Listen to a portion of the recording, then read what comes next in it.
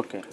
అట్లాగే హంపి విజయనగరం కూడా విద్యారణ్య స్వామి గారు చెప్పారు, ఇక్కడ ఇక్కడ పుట్టిన చిగురు కొమ్మైన చేవ. అక్కడ హరిహర రాయలు, బుక్కరాయలు విజయనగర సామ్రాజ్యాన్ని స్థాపించాలని వాళ్ళు వెతుకుతున్నప్పుడు విద్యారణ్య స్వామి గారు చెప్తారు, అడవిలో ఈ ఇద్దరు క్షత్రియ సోదరులు బుక్కరాయలు, హరిహర రాయలు సార్ వెళ్తుంటే ఒక కుందేలు ఒక నక్కను తరుముతుంది.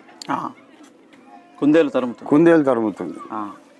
ఆశ్చర్యపోయారు. అప్పుడు ఆ స్వామీజీ వచ్చి, ఈ గడ్డ మీదనే ఈ పౌరుషం ఉంది, ఇక్కడ ఎవరికి పిరికితనం ఉండదు, ఇక్కడ ఒక మహా సామ్రాజ్యం స్థాపించడానికి, కోట కట్టడానికి అనువైన ప్రదేశము, ఈ గడ్డ వీరులను తయారు చేస్తుందని చెప్తే అక్కడ విద్యారణ్య స్వామి గారే దాచబడ్డ నిధిని హరిహర రాయలు, బుక్కరాయలకి ఇచ్చి అక్కడ